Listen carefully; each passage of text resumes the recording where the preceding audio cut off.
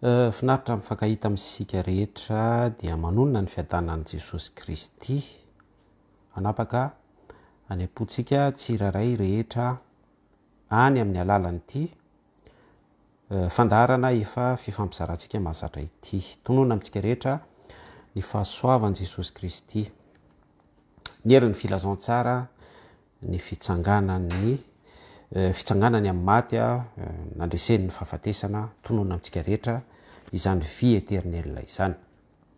Lohahevitra diniantsika anio dia mikasika ny antsoina hoe saindalin'ny satana. Zay ny lohahevitritsika anio, saindalin'ny satana. Ny antony safidianako manokana n'ity lohahevitra ity ry havana, mazava ho azy fa eo ambany famindrapon'Andriamanitra dia izao vanim-potoana iainantsika izao dia fampiaina ny fanaratsy an'ity foto-kevitra zaraintsika ity hoe saindalin'ny satana. Mialohan'ny hidirantsika amin'ny famakafakana sy ny fandinihana tsotsotra fizarana dia hivavaka isika ho voninahitr'Andriamanitra tsy to. Misaotra anao zay Jesosy noho ny tombonandro zay nomenao anay. Misaotra anao ny fitantananao, ny alina manontolo ity andro anio ity ihany koa zay mbola ahafahanay mizara izao lohahevitra izao eo ambany fitarianao sy fiainao hatrany. Tononoko ny herin'ny filazantsara ianao, tononoko ny fahefanao anapakafeno atao anatin'ny fizarana, tsy ahafahany devoly manana hirika. Ary izay herin'ny filazantsara ianao zay ihany koa mbola proclameko amanga ny tsiraray anokatra ny tontolo fandinihan'ny tsiraray ahafahany mahay mandray ny sitraponao. Zay foana ny zava-dehibe, ny sitraponao fa tsy ny sitraponay voalohany amin'izany ny tenako. Raha misy ny aja sy ny tera dia ho anao irery any. Tompo ray masina tsy to ary ny anaran'i Jesosy Kristy no mbola ahafahanay mifampizara sy manandratra izany anaranao tsara indrindra izany. Alleluia, amen. Ny saindalin'ny satana. Iny ary tompoko, satana tokoa ry havana dia marani-tsaina izy, lali-tsaina. Zay ny teny gasy mazava azy tsara. Tena lali-tsaina satana. Ary Andriamanitra mihitsy no nanambaran'izay. Vakitsika ny Baiboly Genesis 3:1. Vakitsika vetivety zay. Genesis 3:1. Vakitsika amin'ny anaran'i Jesosy Kristy. Ary ny menarana dia fetsy noho ny bibidy rehetra izay nataony Jehovah'Andriamanitra. Ary hoy izy tamin'ny ravehivavy, anky efa nataon'Andriamanitra hoe aza hinananareo ny azo rehetra eo amin'izah. Ary ny menarana ozy ny soratra masina dia fetsy noho ny bibidy rehetra. Eto dia ny soratra masina mihitsy no milaza fa fetsy ny menarana, fetsy satana, fetsy mihoatra ny bibidy rehetra. Zany hoe, zay ihany koa dia azo ambara fa hoe ao anatin'ilay esprit variant be da be zany, ao anatin'ny antsoina hoe, ohatra hoe fanahin'ny fitsanganjangana, ny fanahin'ny mosavy, fanahin'ny vorika, fanahin'ny reny le hypocrite reny, ny fetsifetsy, ny fanahandreo agresifa, ny fanahy isan-karazany be da be zay mitsoka ety amin'ity zao tontolo zao ity zany. Dia misy an'io antsoiny ny Baiboly, faritan'ny Baiboly hoe ny menarana dia fetsy noho ny bibidy rehetra. Eto zany dia miresaka esprit ngezabe ny soratra masina. Tsy miresaka n'lay pitsopitsony no resahantsika teo hoe ohatra hoe fanahin'ny fitsanganjangana reny mantsy mbola dimension ambany be reny, ny fanahin'ny fifohana sigara, ny fanahy hitanao hoe le délivrance madinidinika any anaty fiangonana reny. Mialatsiny amin'izay précision izay, fa tena miresaka legiona, miresaka principauté, zany hoe fanjakana dia le eo amin'ny tendron'ilay fanjakana. Raha ka ohatra isika dia ilay fanahy nanapaka tao amin'ny Nebokadnezara, ohatra iray zay. Zany hoe fanahy matanjaka be mihitsy. ary raha tenao hoe ampankaritsika ny fizarana famakafakana de ilay fanahy namitaka ny adama sy eva tao misahany tena ngeza be matanjaka be io tsy fanahy lay hitanareo lay tonontononina amin'ny resaka délivrance tsotra hoe miala amin'ny anaran'i Jesosy a ohatrany hoe mialatsiny ahiteny an'ity a hitanareo le ohatra hoe misy culte ataon'ny mpiandry za tsy miteny hoe tsy mahafaka fanahy legiona ny mpiandry tsy any lay izy fa lay ao anaty système zany resahako hoe miala amin'ny anaran'i Jesosy Kristy a de misy ny rita atao a misy ny akanjo zay anaovana izao famantarana izao no anaraka izay mino a androka de mino amin'ny anarako izy de mandeha zay formule zay de avy am'izay miala amin'ny anaran'i Jesosy Kristy ny fanahy miala amin'ny anaran'i Jesosy Kristy mandeha ny délivrance tsara be ireny asa ireny fa ny tena tiako tsindrina de ohatra hoe lay fanahy manapaka manandevo any Madagasikara am'izao vanim-potoana iresahantsika izao. Amen. Alléluia. Tsy fady amboatra kely an'ity micro ty a.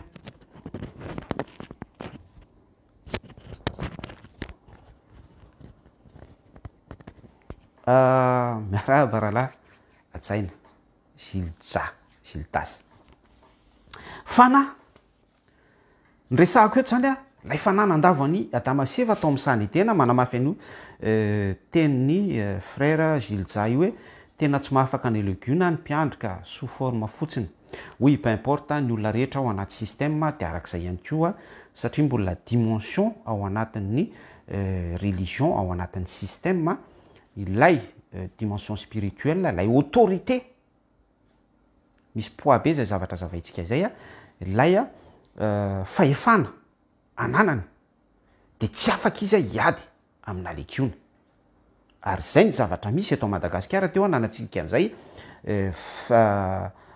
soronkevitra izay maninona no miteny an'izany isan'andro isan'ora isika kristianina de miteny hoe andao hivavaka ho an'ny Madagasikara andao a androka ny fanaratsy mangeja ny Madagasikara andao a izao mandeha daholo zany ny karazana tetikasa sy ny planification rehetra amtehana araky ny fisainantsika fa hoe voageja i Madagasikara de mandeha am'izay ny sainte rehetra ohatra hoe Madagasikara ny Kristy sy ny sisa rehetra fa ny zavatra misy a mbola misampire mbola miamatanjaka mbola manapaka mbola manjaka lay fanahy manageja ny firenetsika malagasy proof zany ary mifampitohy amin'ny valiteny atsidiky ny rahalahantsika Gildas eto hoe ny fanahy legiona lay principauté zany dia tsy ravany za tsy teny hoe délivrance plivava tsy ravany resaka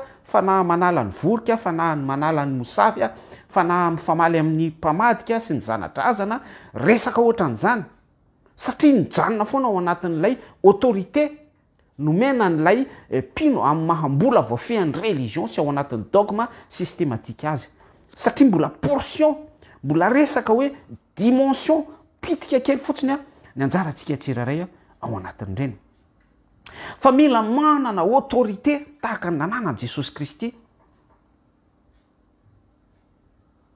Jesosy Kristy nisy fotoana izy eto izy tena hoe miote mihitsy ny fanahany fahafatesana tamin'ny Lazarosy nanangana Lazarosy tamin'ny maty izy de ozy hoe raha io fantatro fa raha ianao de miaino mandraka arivo Jesosy Kristy no nyteny an'izay niaraka tamin'izay de ozy hoe ry Lazarosy mitsangana fa eo zany tonga de misy an'le esprit any fahafatesana ary zay koa de préfiguration an'ilay fitsanganana amin'ny maty fiaina tsy hita misy lakile tonga de alainy Jesosy Kristy tonga de brigade ntsotro zao fotsiny zany avec force avec autorité misy legiona mitahiry an'izay fanalahidin'ny fahafatesana izay misy legiona mitahiry an'izay fanahy esprit de mort zay fa en instant même zany am'ilay fotoana hitenana Jesosy Kristy de alainy avy hatrany zay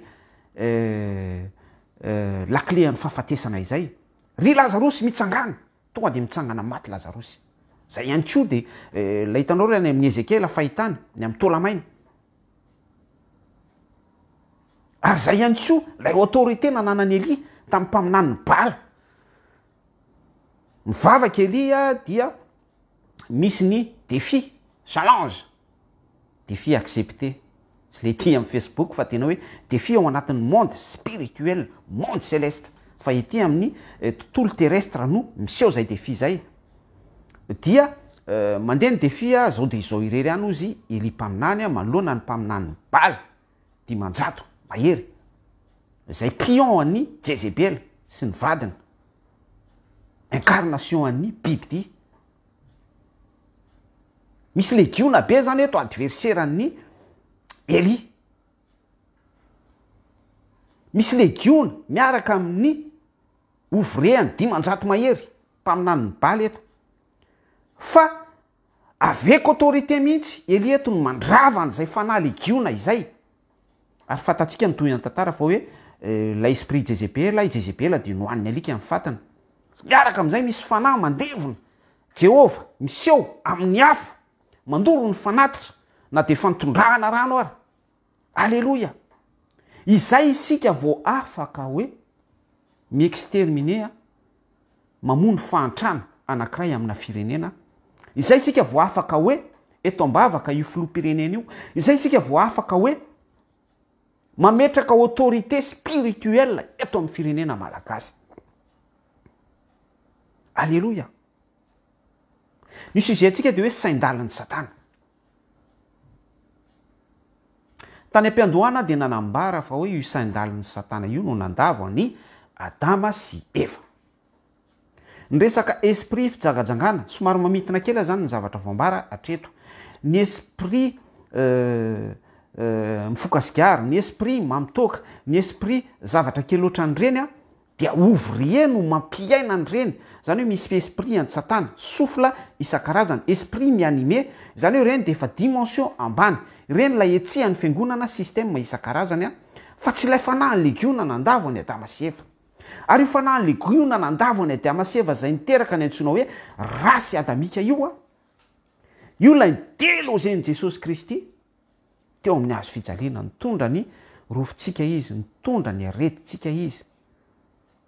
Nitelozeny Jesosy Kristy, no potehany Jesosy Kristy, no anéantiny Jesosy Kristy, il a ôté notre péché. Dia manomboka eo amin'izay ny antsoina hoe régénération, manomboka eo amin'izay ny antsoina hoe nouvelle naissance, manomboka eo amin'izay possible ny transfiguration, manomboka eo ihany koa afaka conquérir ny antsoina hoe métamorphose ny mpino anankiray. Zavatra spirituel daholo zany resantsika izany fa tsy atao anatin'ny topika atsika. Alléluia. Alléluia. Teraina ny tompo. Ohatrany ao anary ity resaka saindalin'ny Satana izy ity ho dévoilentsika tsotsotra ny antsoina hoe saindalin'ny Satana. Satana dia miasa izy ao anatin'io antsoina hoe saindalin'io, fietsehan'io. Vakitsika ny salamo, soratra eo amin'ny topika. Salamo toko faha 420. Miara-mijery baiboly amiko ianao. Salamo 64, vakitsika manomboka amin'ny andininy voalohany, janontsika hatreo amin'ny andininy fahaenina. Fiantsonan'Andriamanitra anafaka amin'ny fandrika amampitaka ataon'ny olona sy ny fanambarana ny havaliny ireny. Satana rehefa miasa izy dia miasa amin'io efipetsy io. Ary zay io soramandro eo ambony hoe fandrika amampitaka ataon'ny olona. Ny olona anankiray izay hitoerany fanahany démonie rehefa tsy manaiky izy anara-dian'i Jesosy Kristy, hitoerany fanan'Andriamanitra sy tarihany fanan'Andriamanitra. Manamarina ny baiboly zay hoe izay tarihy ny fanan'Andriamanitra ny zanak'Andriamanitra, dia paradoxa parallela amin'izay ihany koa ny hoe izay isan'ny fanaratsy sy tarihany fanaratsy animeny ny esprit malsain dia zanaky ny devoly, démonie, irakiraky Satana. Matetika moa isika rehefa miteny hoe rahalahy, ranabavy, sous prétexte zay ao anatin'ny fanajana, ianao a aza manaiky ampiasain'ny satana na ohatra hoe miresaka amin'olona anankiray ianao de miteny ianao hoe tsy Andriamanitra no mampiteny anao fa satana no mampiteny anao, ohatra hoe misy faux prophète io, misy mpaminany langy io, misy faux apôtre io, ny voany ny amantarana ny azo misy mpino mpijoro vavolombelona mpandangy io ka midénoncer an'izay tsika araky ny discernement voaray atsika, de misy foana izay confusion zay, misy ny bataille après satria lay esprit rehefa dévoilena, rehefa tondrona, rehefa démasquena dia miseho am'izay le hoe ny voany no amantarana ny azo, de manomboka eo izy a de mitrena mivoaka faroratra, mitsipatsipaka, mietsiketsika ohatra ny biby mandady, biby lava, tsy ny tsisa rehetra, manifestation. Fakitsika lay salamo somary fekevitra kely natsidiko fotsiny zay a fanamariana mialohan'ny amakitsika n'lay tenin'Andriamanitra amin'ny anaran'i Jesosy Kristy. Ho an'ny mpiventy ira salamo nataony Davida ilay araky ny fon'Andriamanitra. Enoy ny feoko raha mitaraina aho Andriamanitro, arovony ny aiko amin'ny tahotro ny fahavalo, afeonao tsy ho azo ny firaisatetiky ny fanaratsy sy ny fitabataba ny mpanao ratsy, izay mandranitra ny lela no tahaka ny sabatra ka mikendry andefa ny zana-tsipikany dia teny ampangidy mba hitifitra mangingina ny mahitsy, mitifitra azy tampoka izy ka tsy matahotra hamafiny ny hevidratsiny, mifampitaona hanao fandritotofana izy ka manao hoe iza no hita izany. Manao saim-petsy izy homaniny tsara ny sain-dalina voaheviny lalina ny ao anatin'ny olombelona dia ny fony.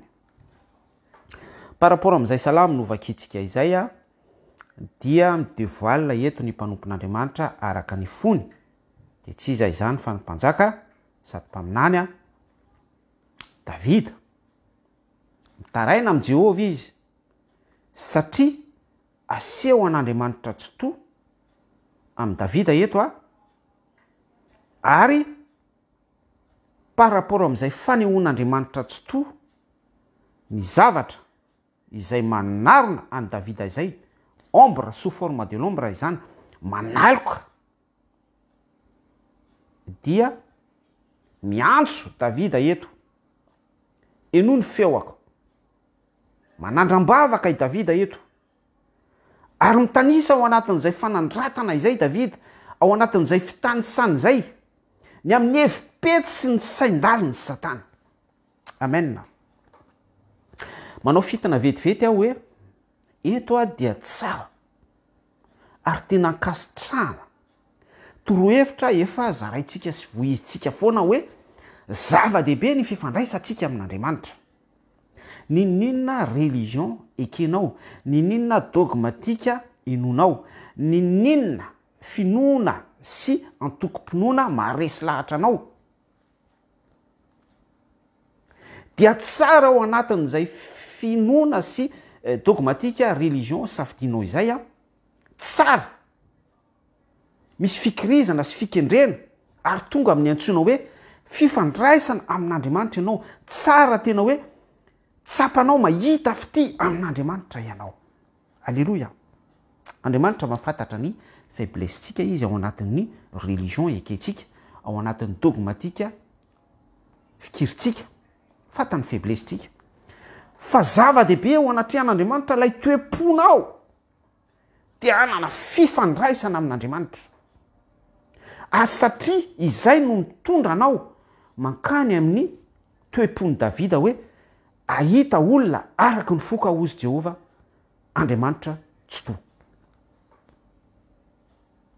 Ilay prinsipa hoe mangetaeta tianana fifandraisana amin'Andriamanitra, izay no tsindrinao, izay no toavinao, izay no natiora itombonao. Fitombonao fa za tsy niteny hoe natiora ijanonanao, mitombo ianao. Fa za miteny aminao fa un jour ou l'autre petit à petit se détacher amin'ny système ianao. monsieur détaché amin'ny sorodalana mihiaro fisainan'olombelona amin'ny fitaritana anao afantatra ny sitrapon'andriamanitra ao anatin'ny baiboly ao anatin'ny système religieux isika rehetra de zay le antson'ny baiboly hoe aoka iroso ho amin'ny tanteraka iza sy anao aoka ho tanteraka ianareo tahaka ny fahatanterahan'ny ray zay any an-danitra jesosy kristy no ny teny an'izay fety satana ary raha ilay salamo ny vakitsika teo lay salamo toko fa 4 zay fanehoana any davida na tonga azy anandram-bavaka dia par rapport am'ilay sain-daliny satana par rapport am'ilay ombre hampahitan'andriamanitra azy a de fatatsika moa ny fifandraisan'ny davida amin'andriamanitra tsy to ary andriamanitra mihitsy no ny teny tamin'ny vavany hoe mahita olona araka ny foko a malgré hoe nisy erreur sy faute nataon'ny davida nandavan'ny batseba sy ny vadiny batseba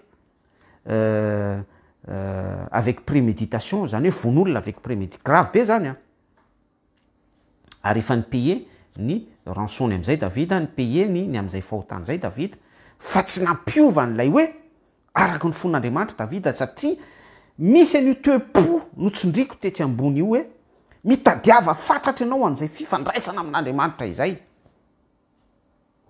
fa ianao rehefa manana n'izay finiavana izay a de nininona faiblessetsika nininona fahotatsika nininona falimetsika de maharo-po zay ny antsony hoe famindra-po maharo-po sady be famindra-po amintsika andriamanitra tsy to amena ary zay ny mampiavaka atsika amin'ny olon'izao tontolo zao ny olon'izao tontolo zao a ary zay mihitsy a nytanjon'ny satana rehefa ao anaty erreur izy satria izy a olon'izao tontolo zao rehefa ao anaty fadisoana izy d'ailleurs izy efa ao anaty fadisoana foana fa misy ny ota mahafaty ota avokoa ny tsy fahamarinana rehetra misy ny ota mahafaty rehefa ao anatin'ny ota mahafaty ny olon'izao tontolo zao dia satria izy tsy manana ny fanan'andriamanitra anarina azy ary zay ihany koa dia manamafy an'ilay hoe nalavo impute aza ny marina de atafarina foana fa izao tontolo zao kosa une fois lavo fotsiny izy ao anatin'izay ota mahafaty izay dia tsy misy fanantenana ny aminy lavo izy ao anatin'ny ota mahafaty be da be ry avana ny tranga afaka tany sainany am'izany tanao reo tamin'ireny bariana fanabe reny elatsiny ahy iteny an'ity ohatra ity afahantsika manao poids mesure tsara mihitsy a malona ny toerana misy atsika tsy ny zavatra iainantsika ity an-tany de nisy olona anankiray izay nanana na izy azy tao andapa tao ny aina tamin'ny volabe ny aina tamin'ny fiadanana ny aina tamin'ny filibana mihinana misotro ary tao anatin'ireny bariary iny izy a de mifinal izay raha tsy diso a tsy tadidiko tsony mafana ary misy an'ilay esprit mianime hitatsika rehetra ny efekôzy a malagasy hoe barea mampiavany mampikambany sy ny sisa rehetra zay lay evipetsy ny satana saindalo ny satana ary adiny tanteraka teo ny baiboly hoe sambatra ny mpampiavana fa izy no zanak'andriamanitra efa ela nefa no nisy ny filazantsara efa ela jesosy kristy no nisandratra teo amin'ny azo fijaliana nandresy ny fahafatesana fa takona tanteraka izany fa ibariany hoe mampiavana ny malagasy de nisy an'ilay olona manana ny maizy azy a nampiasa vola ny loka fa vokatra ilay saintim-po eto de miverina amin'ilay zavatra nambarako teo ambony teo hoe misy ny ota mahafaty najetaka satana lavony satana tao anatin'izay saintim-pony zay izy a de maty ilay olona manana ny maizy azy tapitra treo no maha maizy azy a tety amin'ity tany ity hiatrika fitsarana izy a ny asany manaraka azy any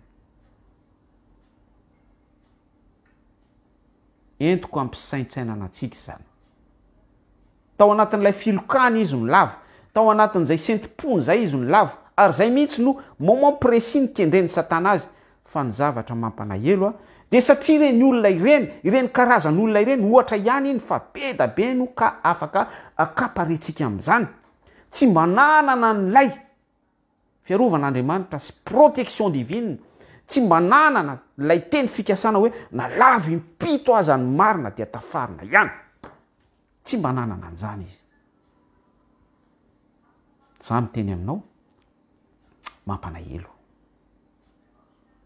tsy izy any betsaka ny mpanao politika miteny hoe foazy a rehefa ainsi de suite zany hoe ny androm-piainana ny fisiny teo amin'ny androm-piainana ny tantanan'ny firenena ny sahanany an'ny firenena dia resaka mamoana resaka pouvoir resaka hypocrisie resaka gloire resaka saindaliny ny satana fiaraha miasa am'ireo fikambanana miafina hoany mantsy isika saindaliny ny satana de efa ho faty izy tellement efa tena ancré ao anatiny no lay pacte no raisiny no lay pacte ny ekeny lay esprit saindaliny satana de efa mialaina izy mbola manozana ihany ary satana mihitsy no mampiteny azy foazy a ary atodiky satana ny sainy zao tontolo zao ny sainy zao génération zao ny sainy vahoaka malagasy de mihetsika aorinan'izay daholo ny émotion hoe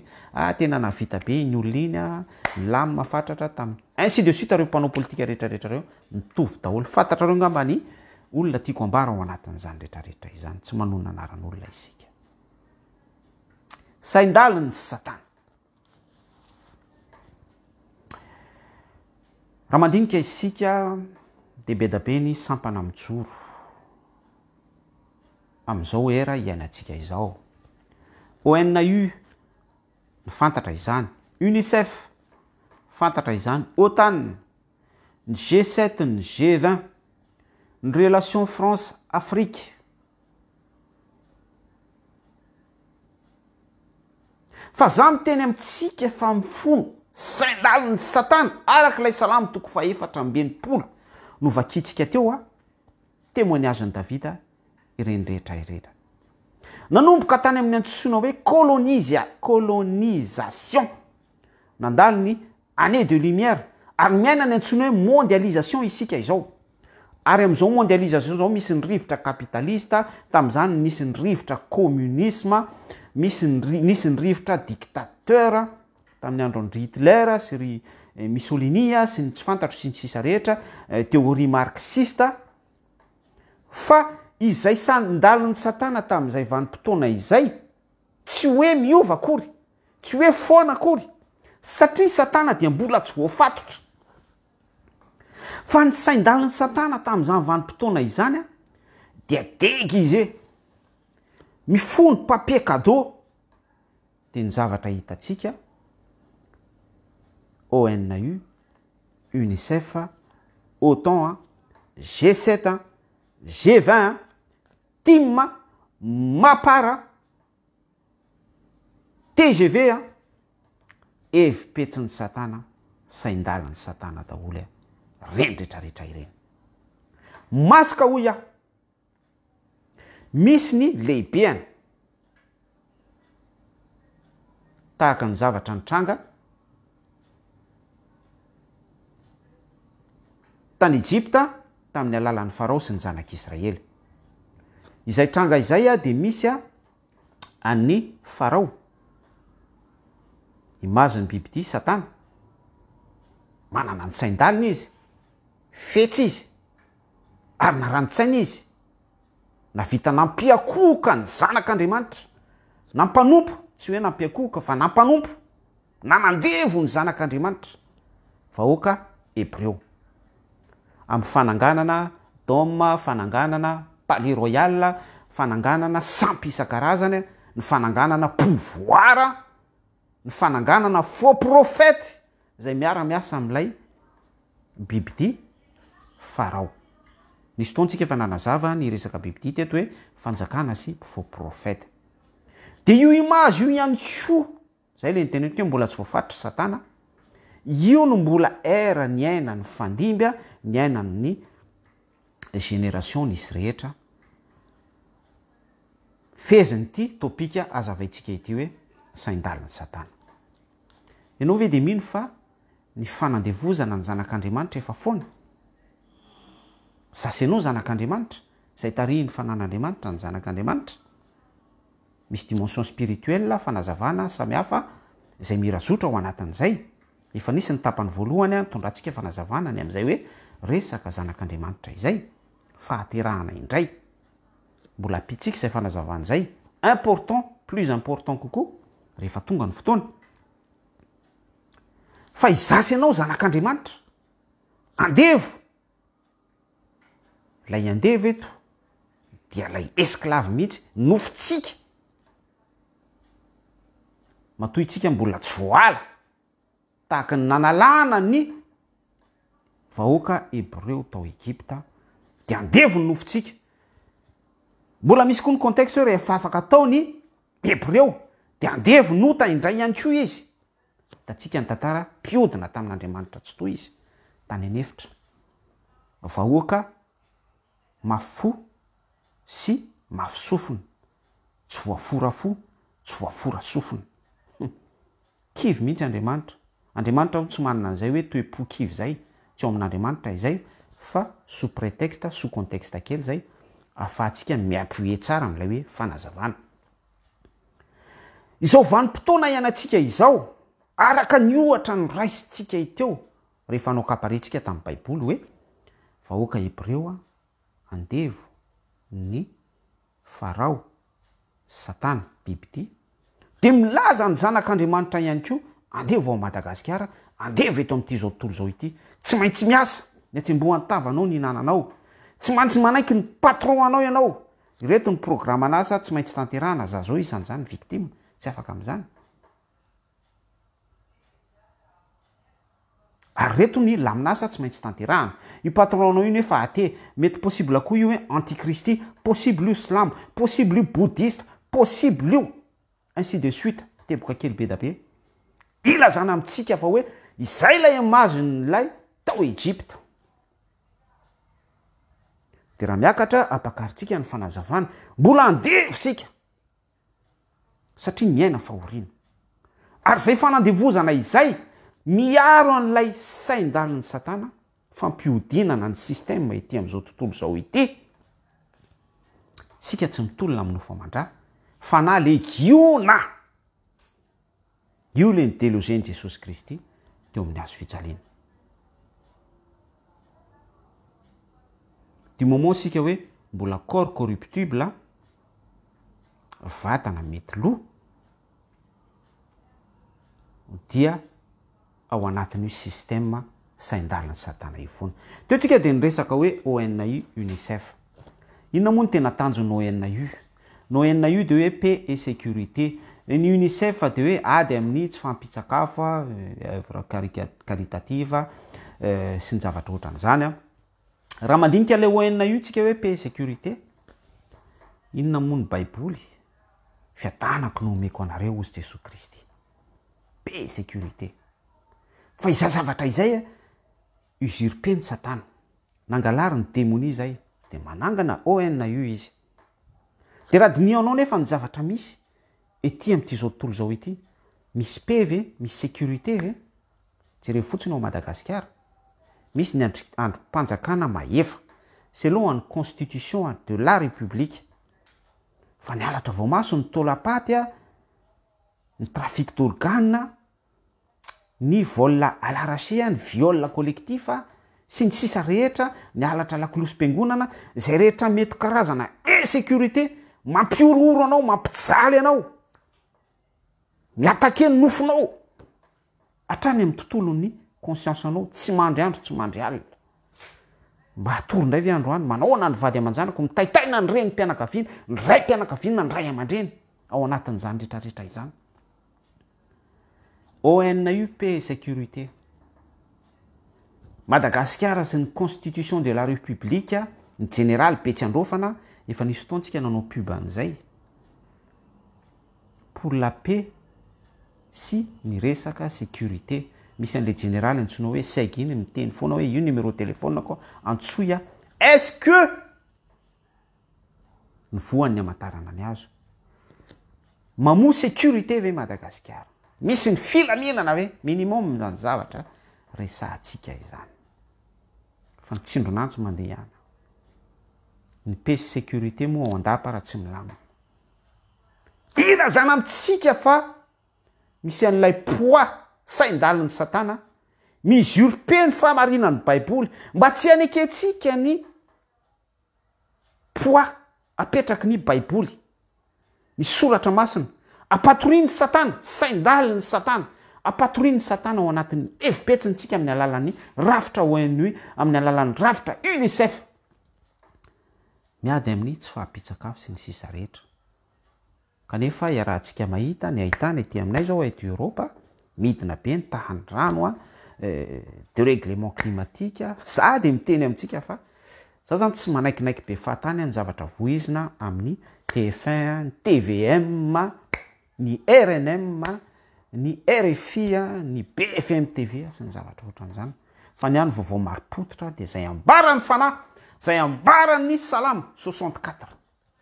Ary zay no anindrina amintsika, anambarana amintsika hoe katsao aloha ny fanjakany sy ny fahamarinana, mitomoera tsara zay stabilité amin'ny Jesosy Kristy zay. Tsy resaka religion, tsy resaka système, tsy manenina souple amin'izay. Fa izay fotsiny aloha katsahana. Aoka ny toe-ponao araka ilay fanambaran'Andriamanitra hoe mba hisy fiaikena ao an-danitra ao, mba hisy fiaikena mahita avy ao amin'ny avy indrindra hoe mahita olona araka ny foko. Ianao ve dia mieritreritra fa miangatra Andriamanitra, miangatra Jesosy Kristy ka hoe Davida mpanjaka ihany no araka ny fony? Zay na tonga azy nanambara hoe Andriamanitra dia mitady olona fatratra hivavaka amin'ny fanahy fahamarinana. Misokatra ny porte pour tout le monde. Izay dia proof fa tsy miangatra Andriamanitra, tsy rasista Andriamanitra, tsy Davida ihany no nifidiana Andriamanitra, fa izasy ianao dia afaka olona araka ny fon'Andriamanitra. Fa du moment isika ao anatin'izay stabilité izay hoe araka ny fon'Andriamanitra dia maneho fahitana amintsika Andriamanitra manoloana ny hevipety sy ny sain-daliny Satana. Mitoy ihany tsika ao anatin'ny fanazavana. Demokrasia, rafitra sosialista hoe mitovy daholo ny farim-piainan'ny olona rehetra, rafitra kapitalista. Sady miteny amintsika fa sain-daliny Satana avokoa reny rehetrarehetra reny pour honorer, pour glorifier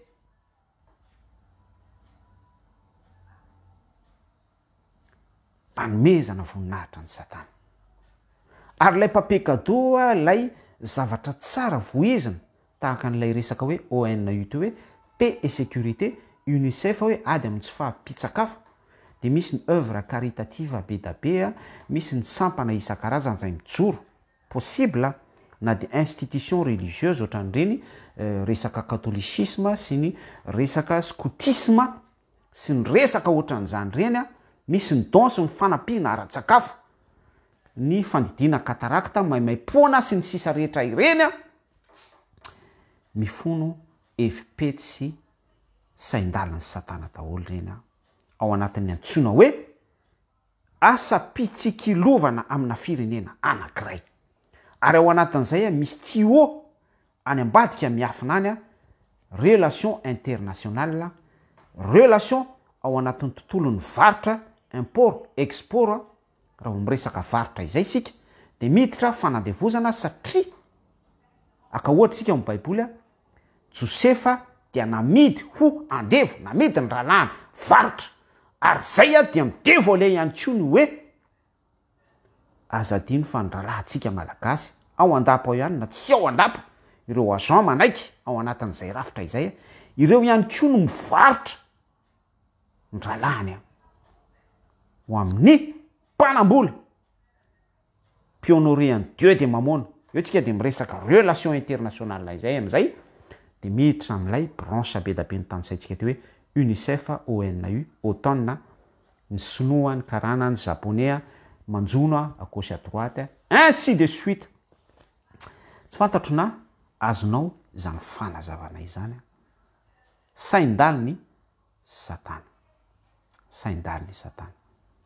Miainga amin'ny baiboly foana, miainga amin'ny famarinana, ary zay le nampitandremany bokyny Timoty hoe manana ny toe-panahy araka an'Andriamanitra fa mandany heriny. Nisy fotoana efa nanazava an'izay ohatra hoe hitanareo hoe bon musulman manaiky an' Jesosy Kristy izy, Isa ozy izy, fa ekeny fotsiny hoe docteur, fa tsy manaiky an'ilay hery fitsanganana maty. Manana ny toe-panahy araka an'Andriamanitra fa mandany heriny. Raha ny fanahy Jesosy Kristy, raha ny fanahy n'Andriamanitra nanangana an' Jesosy Kristy tamin'ny maty, herin'Andriamanitra laviny iny. Docteur fotsiny ozy Isa, mpamina nitsotra fotsiny grand prophète ozy. Evipetsy saindaliny satana.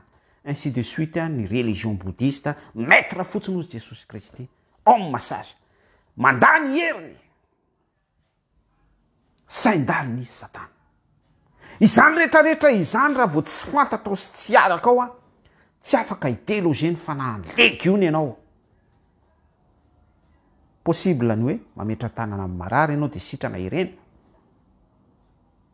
Resaka don izany, fanomezam-pahasoavana. Fa tsy afaka. Andresy fahafatesana ianao. Eto ambonin'ity vatolampy ity no atsarako ny fiangonako. Ny vavahady ny fiaina tsy hita ny fahafatesana. Tsara resy azy. Zay no anarako ny saitsika, saindaliny satana. Mety ho fe izy io, manandeva izy io, manepitra izy io. Ary ny fiainatsika dia tery ao anatiny io antsoina hoe saindaliny satana io.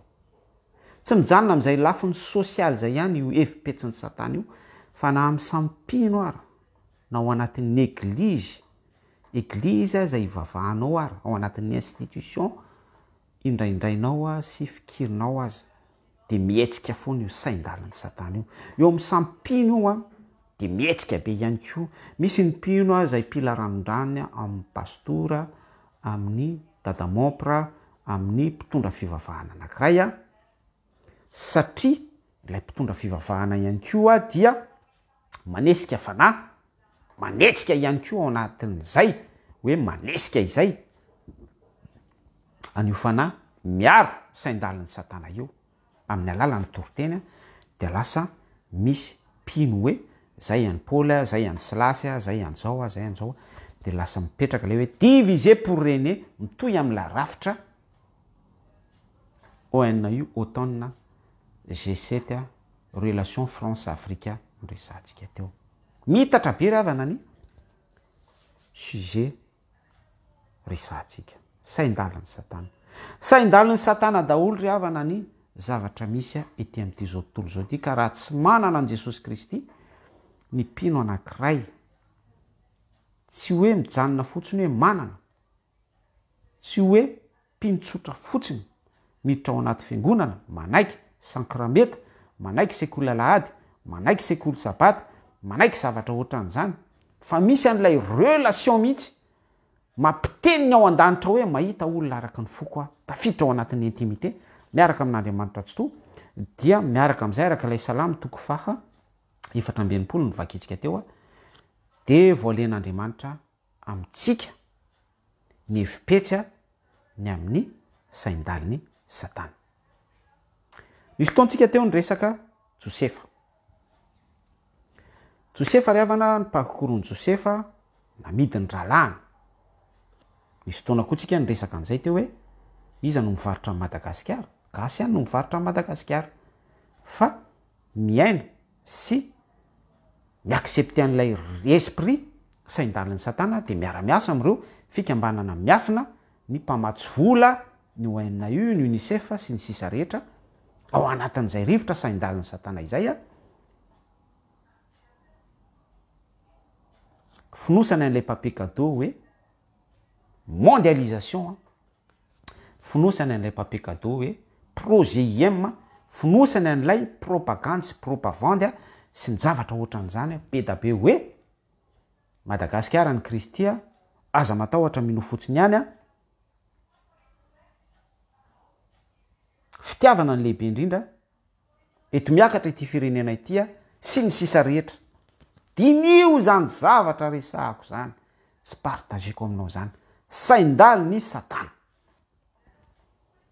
fa la preuve hoe mirefarefa foana ny toe-tsain'ny génération ary miamidina ambany miara-miasa ao anatin'izay sandalin'ny satana izay a support ivoizana sy iankirena tsara in'izay ho ao anatin' ny atotohany génération misy a sy ny taranaka ankehitreo mba ho tafasaraka tanteraka amin'ny fahamarinana baiboly dia Facebook, Twitter, YouTube, TikTok, Snapchat, réseaux sociaux 5G, 4G à la place ny Saint-Esprit dévoilé ny saindalin'ny satana araky ny salamo ny vakitsika sy efa verimberitsika foana 64 dia Facebook, TikTok dia ao anatin'ireny ny tontolo virtuel ny maso ny jiron'ny tena porte ouverte de lavo izao taranaka izao miaina lasa agent satana fetsifetsy sy marantsaina amin'ny fampandihizana fitombenana amin'ny resaka télé-réalité amin'ny resaka watawatta amin'ny resaka fisolokina escroquerie amin'ny resaka challenge amin'ny resaka chirurgie esthétique make-up diso fe zany zavatra resahako zany ny olona tsy manaiky an'izany zavatra resahantsika zany fahamarinana devolentsika izany manopa sy mitendratsy dia ho ia hoe olona tena efa andevon'ny satana sy miaina n'le saindalin'ny satana zay le niteneniko tariam-piandohana hoe rehefa demasquetsika rehefa demasquenao avec autorité efipetsin'ny satana dia romotra izy tadindao Jesosy Kristy rehefa nidevoile ny efipetsin'ny fariseo izy nakafanany fariseo dia hoana ozy ny fariseo rehefa demasquery zareo izahay ozy ny fariseo taranaky Abrahama fa tsy teraka tamin'ny ota tahaka any alahy zany mihitsy ny réaction an'ny olona rehefa demasquenao rehefa devoilenao ny saindalin'ny satana nisy taontsika teto ny devoile an'ilay hoe asa soa misy lehilahy zay sarim-bavy izy de miaina saindalin'ny satana izy manao asa soa be da be izy de napita hafatritsika hoe eritreretin'ny olona fa asa soa no idirana amin'ny fanjakany lanitra satria manao an'ilay fizarana lasopy izy de sady miteny hoe sotra ny tompa dera ho an'Andriamanitra sy ny sisa rehetra fa mandefa message tsika hoe Jesosy Kristy nanao multiplication namoky olona tsy omby 10,000 fa ny tena important tamin'i Jesosy Kristy dia lay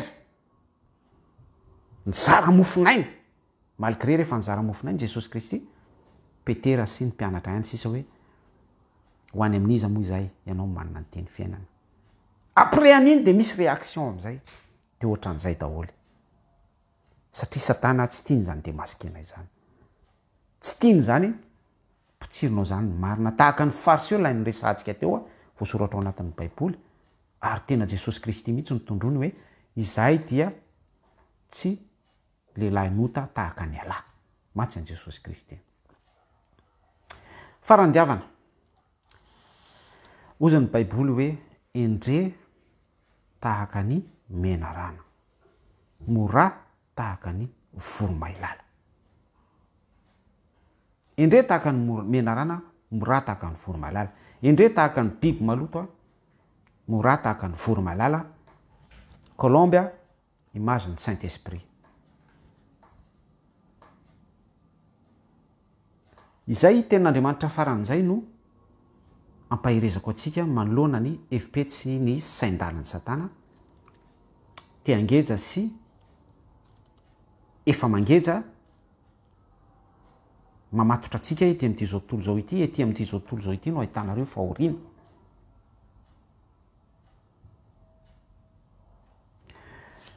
ny fifandraisana amin'i Jesosy Kristy no any lalatokana ahafahantsika voalohany a mamantatra n'izay sanylairin'ny satana izay tsy afaka fantaritsika ao anivoan'ny fisainantsika izay sain-dalin'ny satana izay satria ny fisainantsika sy ny fieritreretantsika par rapport amin'ny fisainana sy ny afetsen'ny satana dia tsy afaka hilahatra amin'ny satana ao anatin'izay hoe izy lalitsaina izay. Amen. Alleloia. Ary izay no antony tsy maintsy anyloranao a ny fiainanao manontolo a am' Jesosy Kristy. Maraina, atoandro, ariva, miaina fiainam-bavaka isika. Ny fotoana rehetra dia rarotsika, araroty ny andro azo anaovan-tsoa, izay le hoe manao soa izay fanaovan-tsoa izay, tsy misy zavan-tsoa afa-tsy ny erin'ny filazantsara ihany. Miaina ny tontolo ny filazantsara. Dia rehefa tafapetraka izay antsoko hoe stabilité ao am' Jesosy Kristy izay, dia manomboka ny fikorianan'ny fluidité, fifandraisana, relation amin'Andriamanitra sy amintsika. Misy ny relation horizontale isika samysika, dia misy ny relation verticale amin'Andriamanitra. Rehefa mipetraka izy stabilité izay, dia izay ilay salamo no vakitsika teo. Matory ianao possible, dia voalen'Andriamanitra aminao ny sain-dalin'ny satana. Izara témoignage amintsika anankiray a percutant be mihitsy ty zavatra zaraiko anao ty eno tsara. Nisy fotoana nandalo galera izay mivady. Galera, tinambara am'izay galera izay dia miady aty atany lavitra, tsy manana n'izaziza. Miaraka am'izay ihany koa dia tsy manana ny antsoina hoe fafana sitrahana ny teratany vahiny izay tompo-tany. Zareo manana document français zany. Zareo olona vazaha zany ny tiako resahana am'izay. Dia nisy olona anankiray saika hiprofity ny fiainanay apiasa ny identité, apiasa ny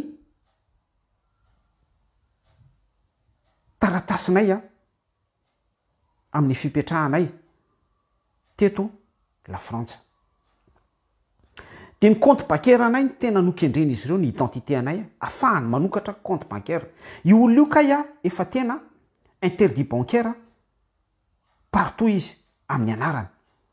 Efa interdit bancaire izy amin'ny fiainany rehetra. Arao tsara ilay sain-dalin'ny satana. Dia rehefa miresaka amin'ny vadiko izy, tamin'ny vadiko izy no s'adresse, dia teny mamy, manampy izy, mitondra aide izy, mitondra apport izy amin'ny fiainanay, mizara verset biblique izy. Attention, alléluia. Mba ilazako amintsika fa hoe ny fahavalontsika ihany koa dia ireo milaza azo sœur, frère en Christ ireo. Dia ndray alina ry havana rehefa mivavaka izay. Nanao cellule satria izay mianakavy kely alohan'ny atory dia misy an'izay cellule kely ataona izay foana. Anentanako anao ihany koa. Asaivo manao fitoerana masina ao amin'izy hoy izy Jehova tamin'ny Mosesy, dia onona ao aminy tao amin'ny Abrahama. Dia rehefa nivavaka izay, dia nisy coup de téléphone tonga. Iza io niantso tamin'ny telefona io? Ilay agent ny satana, ilay olona ampiain'ny satana, n'ilay sain-dalin'ny satana. Fa niaraka tamin'izay tao anaty vavaka dia maizina ny fijeriko. Tsy nahita ninina, maizina tanteraka. Maizina l'obscurité, ahiratro ny masoko tsy mahita ninina. Dia niteny tamin'izay nanandratra ny tanako. Tapao io appel io tapao ny relation anao amin'ny olona io ajanony. Dia nidefo alen'Andriamanitra point par point taminay mianakavy kely hoe arak'ilay nilazaiko teo hoe io olona io ka efa interdit bancaire taty Europe amin'ny banky rehetrarehetra, fa saika hanao usurpation ny fiainanay izy. zavatra tsisy dikany zany resahako amintsika izany. Ainsi de suite zay momba ny témoignage iny. Zay ihany koa lay zavatra naseho an'Andriamanitra tsy to tamin'ny Elia, nahatonga azy nijoro, nahatohatra ny mpaminany bala hoe izao de izao irery any sisa. Ary zay ny antony anetanako atsika hoe zava-dehibe lay stabilité amin'Andriamanitra. Tsy miankina amina religion, tsy miankina amina mpaminany à gauche à droite, izao de izao irery any sisa hoy Elia. Zara mitory amintsika sy mizara amintsika dia mampita sy mampahery anao mba ho pino mahaleo tena ianao amin'ny fanompona ao an'Andriamanitra. Zay le hoe mahaleo tena izay dia tsy midépendre amina qui que ce soit ianao fa anao sy Jesosy Kristy irery io. Tsy mora zay za tsy miteny hoe mora satria misy ataky sy tsy maintsy misubira zavatra be da be ianao anatin'izay.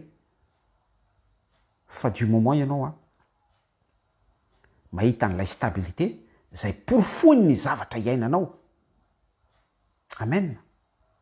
Ao anatin'izay fifandraisanao amin'Andriamanitra zay, Andriamanitra no mana porofo aminao. Ary na de misy hetsika sy zavatra mihetsika à travers ny sœur sy ny frère, na ny église, na institution, na rafim-panjakana, na rafitra sosialy, fietsehana, dia porofon'Andriamanitra fa hoe stable ianao ao amin'i Jesosy Kristy. Alléluia. Zay no anentanako atsika hoe katsao ny fifandraisana amin'Andriamanitra, intimité amin'Andriamanitra. Rehefa mipetraka zay, salamo toko fa 420 de devo alen'Andriamanitra amintsika ny sain-daliny Satana, ny fikendreniny mpametsifetsy rehetra ao anatin'ny fietsehany lay esprit mianime sain-daliny Satana ao anatin'ny afetseny andavanao. Ny zavatra mampalahelo ry havana dia tapaka ny cordon, tapaka ny lien amin'ny vahoaka malagasy sy Jesosy Kristy. Ary zay ny zavatra misy. Nisy ny fifidianana farany teo de mena t-shirt fotsiny asina Jerry Marcos sy tovavy mampandeha fitombenana, asina kermesy, asina varitsinjo, asina zavatra ohatran'izany, asina verset biblika, fitiavana no lehibe indrindra, asina loko orange, isan-karazany, asina projet IM. Fa satria tapaka ilay fifandraisana amin'Andriamanitra tsy to, dia tsy de voalen'Andriamanitra amin'ny vahoaka malagasy lay sain-daliny Satana, tahaka n'ilay salamo 420 ny vakitsika teo dia ao anaty arady ny vahoaka malagasy mijaly fahadiran'ovana. Verina any amin'ny voalohany indrindra amin'izay sika hoe tsy afaka hiady amin'ny fitondram-panjakana malagasy ny esprit légiona manapaka amin'ity izao tontolo izao ity sy amina firenena anankiray, esprit ana principauté ohatran'ny hoe Margaret Thatcher, empire britannique, mpanjaka anankiray ao Qatar, prince any Libye, tsy afaka hiady amin'izany ianao ohatran'izay le esprit d'ailleurs ny relation ny vahoaka malagasy amin'i Jesosy Kristy efa tapaka ilay cordon. Mila mibebaka isika, mila miverina amin'ny fitiavana voalohany. Amen. Alléluia. Zay ny azo nambara momba ny sain-daliny Satana, satria teny eto foana ny teny maro tsy lozanota. Misy zavatra voaray anao ao anatin'izany, betsaka ny azo ambara amin'ity resaka sain-daliny Satana ity. Na dia ny resaka songe, ny resaka nofy, ny resaka prophétie, ny resaka église de prospérité, mikorina be mihitsy hoe dada ihany na manasitrana, mama ihany na tsara be ny toriteny, mampahery foana, mampakatra moral, esprit positif, sain-daliny Satana. Sain-daliny Satana. Vavaka isika. Sotranao zay Jesosy, sotranao ray tsy to, mbola afaka nizara izay tokony ho nozaraina izay indray anio. Ianao tompo no manefy ny fonay a maloana ny evipety sy ny sain-daliny Satana.